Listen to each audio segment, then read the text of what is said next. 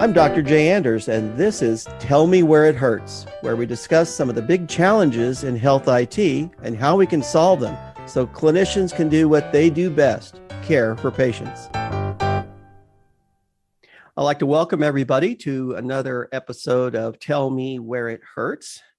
Today's topic is patient engagement, which has changed a little bit in my practice lifetime.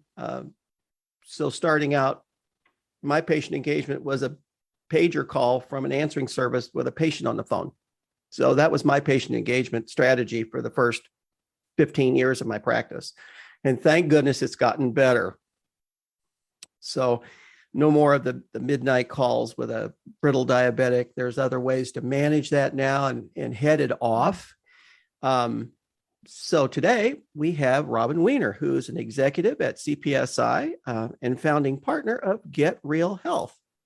Robin is a nationally recognized leader and change agent in healthcare IT, patient engagement, corporate leadership, and she brings more than 20 years of experience in business development, management, and product strategy to her position. Robin has led Get Real Health from a fledgling company to a 10 million plus global entity, and has spearheaded a multi-million-dollar acquisition by CPSI, who acquired them recently. She's a sought-after speaker, an expert on patient engagement, which is our topic today. And in both the US and abroad, she's been featured in a lot of podcasts, and now mine, which is great, and recently launched her own series, Get Real About Healthcare. And I love Get Real as the name because it has a couple of slants. Which is kind of neat. Yeah. So welcome, Robin. Thank you so much. I'm very excited to be here today and talk about what I'm so passionate about, which is patient engagement. All righty. So you're co-founder, and since you joined CPSI, you're now an executive with that company.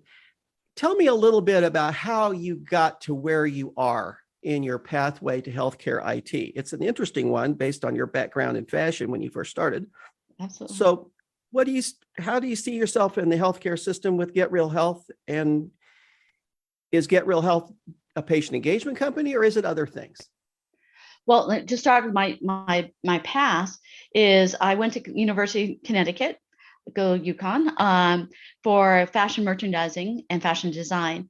So with that, I moved into the retail world and kind of jumped from retail into recruiting in the HR side, recruiting for technology companies. And through getting into technology companies, I got involved in multiple technology companies. And we were there during the .com world, which was crazy. And as that kind of bubble kind of popped, two of my partners, Mark Keeney and Jason Harmon, and I decided, heck, we can do this ourselves. We can go out and start a technology firm.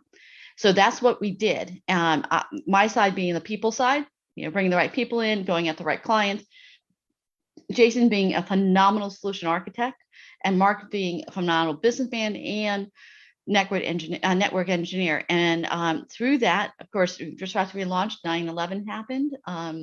So it's been an interesting. We've been through a lot of different things together. But as we grew the company and actually went from just a national company to an international company, it's been an incredible road. With just phenomenal employees. I always think with any kind of company, you're surrounded by the best people. And that's what I've been able to do, is really bring the best people. And in 2019, we actually sold the company. I got to know the guys at CPSI and sold the company CPSI. But all the way, I would say halfway through, and probably 2010 is where we really got into patient engagement. And that has really been our focus for many, many years. And that's actually started, it's kind of an interesting story. We used to be a professional services company, so we'd build whatever anybody wanted us to build, right? So we were working with a healthcare company, and they got involved with Microsoft and something called Microsoft Health Vault. And where Health Vault was came really from the mind of Sean Nolan at Microsoft. And it all came after Katrina. During Katrina, and I think most people do remember the terrible hurricane, all these patients all of a sudden ended up without any kind of records because their houses got flooded.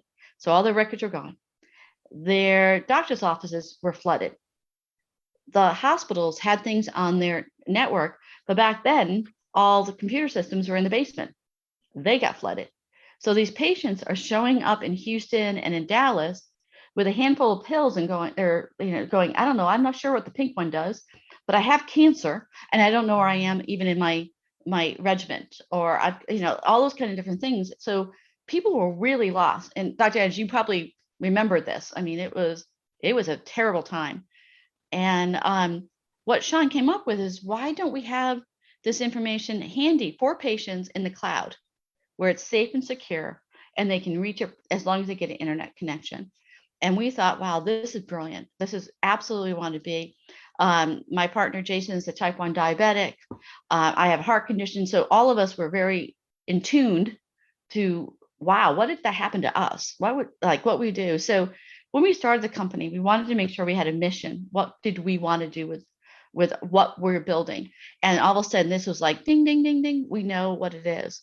And through that, we built our first patient platform for American Heart Association. And it was a professional services gig. As soon as we finished, AHA came to us and said, hey, can you do it in Spanish? And we're like, oh my gosh. Because if we only knew. And right behind it, American Cancer Society came in and said, hey, we want something similar to that one. Can you do that? And that's when we came up with the concept of building a product that can be flexible, that can be in multiple languages, and that can actually hit what the patient engagement, what patients want, really focusing from the patient side versus everybody's always focused it from the medical side. So we, not being in the medical world, we just assumed that's how we should look at it. It's for the patients. And so that's kind of how we started Get Real Health. And, with our partnership with Microsoft, it was a great kickoff. So, that points out something that has been a theme in healthcare IT for a while. Not having things focused on patients. They're focused on the providers. They're focused on provider organizations. They're focused everywhere else.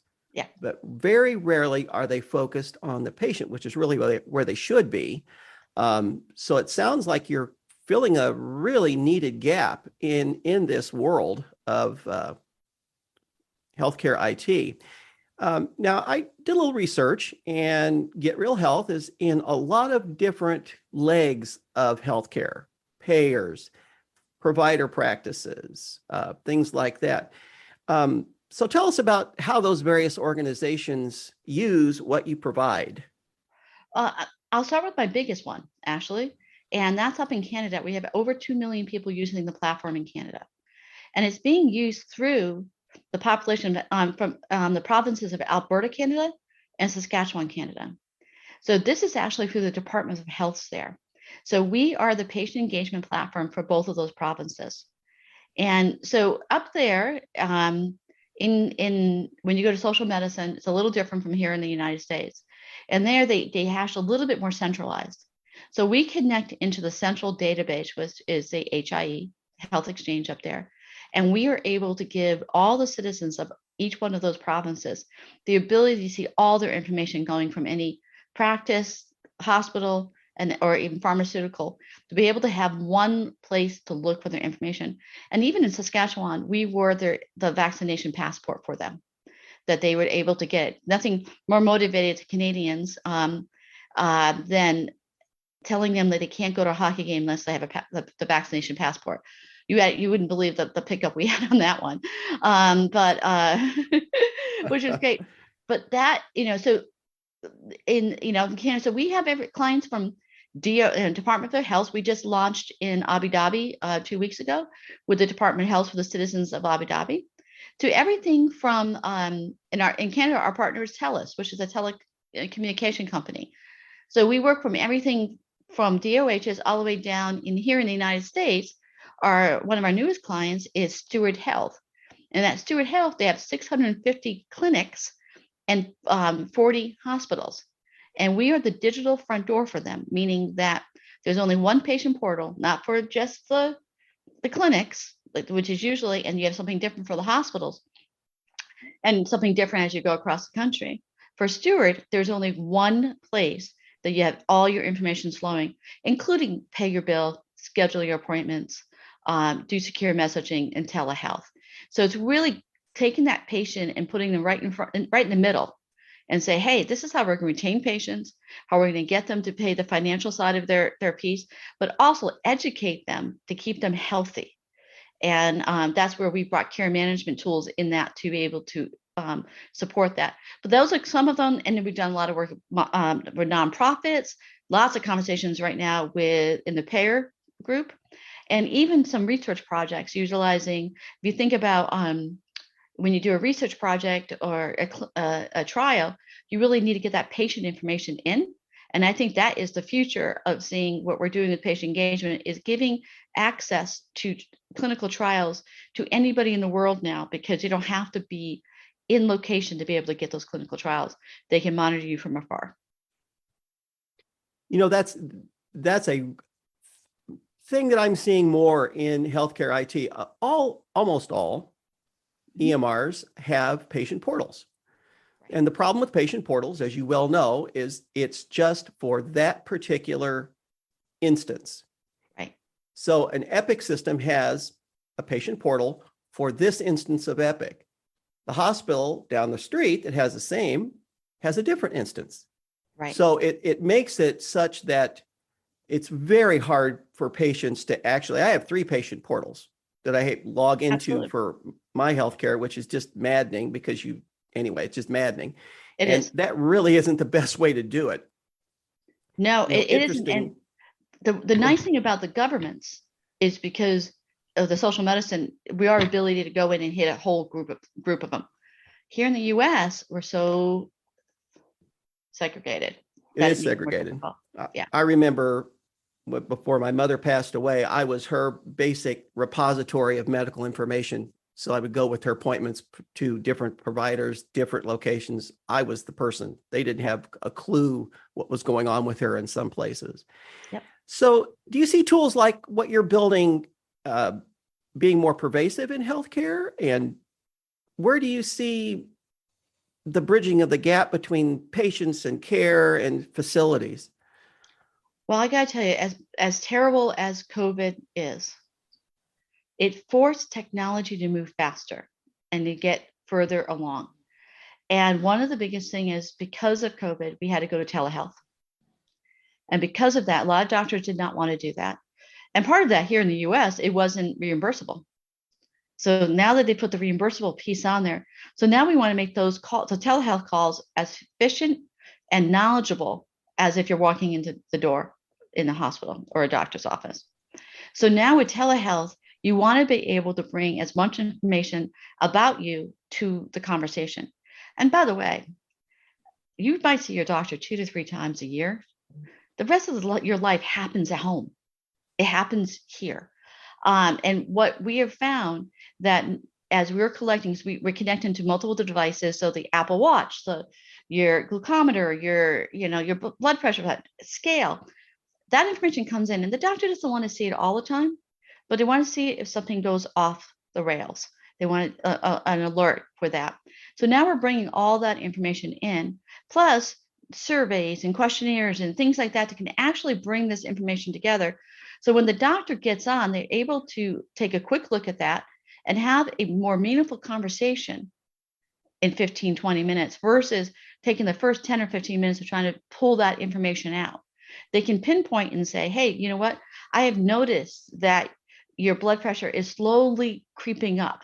Or for my son's a type 1 diabetic, where they can absolutely say, we need to make an insulin change because we can see that at this point your sugar is too high or too low. And to be honest with you, even further for us, as having somebody who's a type 1 diabetic, is the alert system. Because if this is consistently, the doctors are calling and saying, hey, we need to make a change in the insulin levels.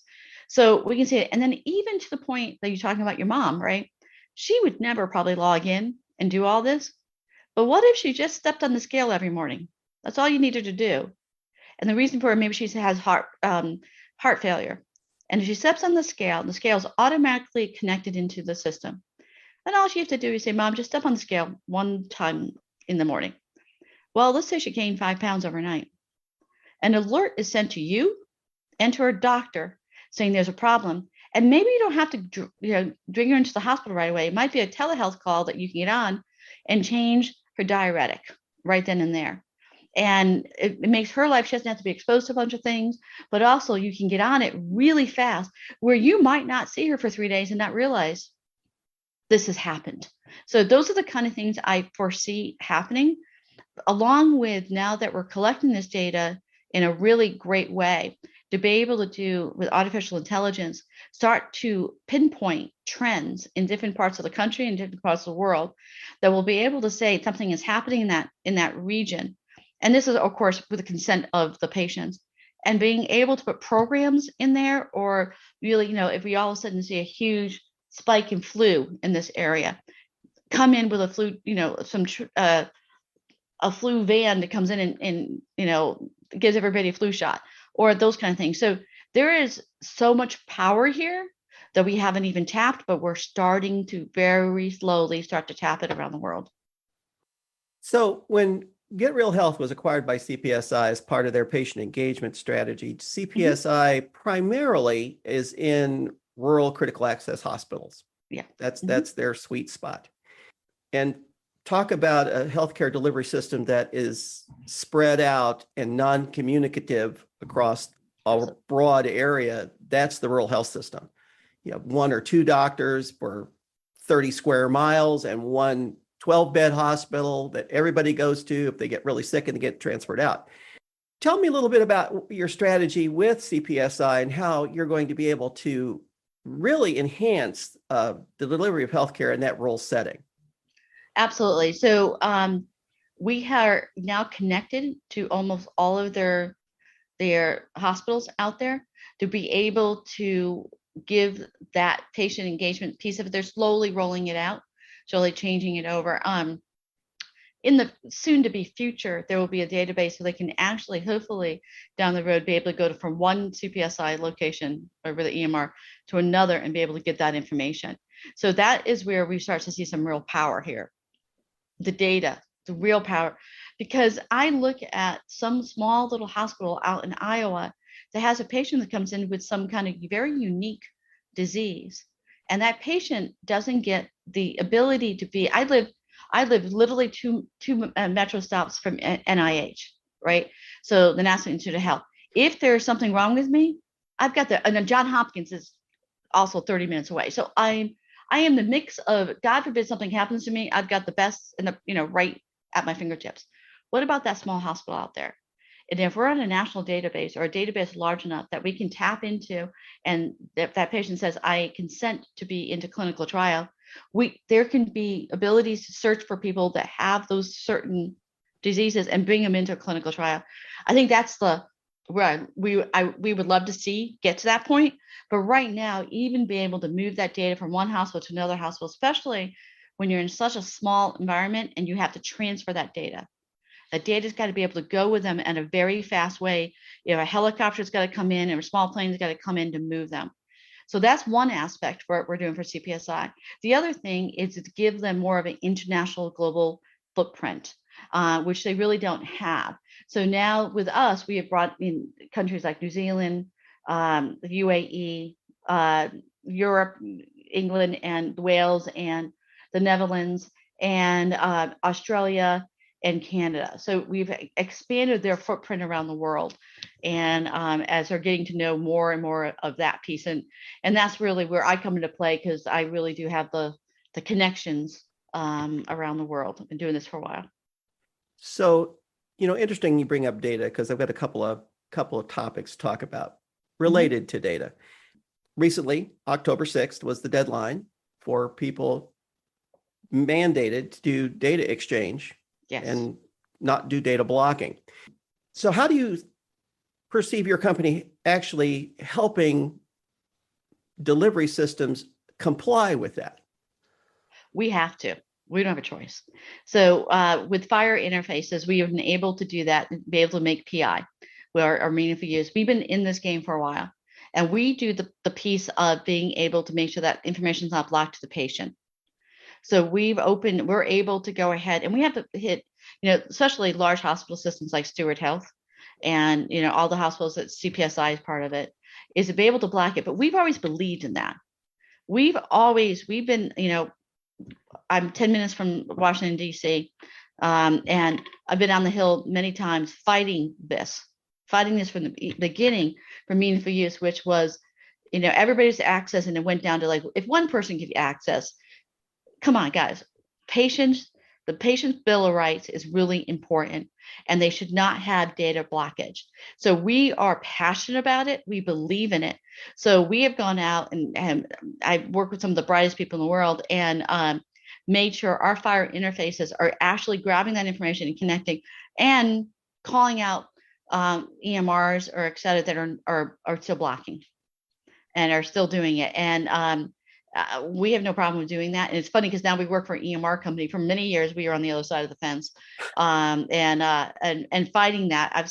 I've spoken at the White House a few times on this very issue. So, just for full disclosure, both of our companies, yours and mine, yours is owned by CPSI. We have a relationship with CPSI. Absolutely. But they're pretty, they feel the same way though. Interestingly, how important do you think good granular clinical data is in this whole exchange? Because some of the exchange that I've seen is nothing more than a PDF, electronic version of something, which really, in my opinion, doesn't help. It's just another thing to read, another thing providers are going to have to plow through, another thing to make a mistake on because you're going to miss something in the mix. Yeah. So Medicomp is providing structured data to CPSI to put in their programs. And how do you see that structured clinical data being used as part of your Get Real Health initiatives? And that's what we want. We hate getting PDFs. We really do want structured data that's coming in. And what we do is we parse that data out into readable ways for the patient to be able to do it. So we're going to parse it. So meaning that all the blood pressures go together, all the glucose readings go together, and then we do graphs. And that's where we're going to be able to tell you if you're over, you're under, and et cetera. And that's really important for the patient. Most patients out there aren't going to read through that, but they can see a visual representation of it and realize, wow, you know what, I can see very clearly that my blood pressure is going up or not. But you have to be able to get readable data that comes over, and not just on a piece of paper or the PDF.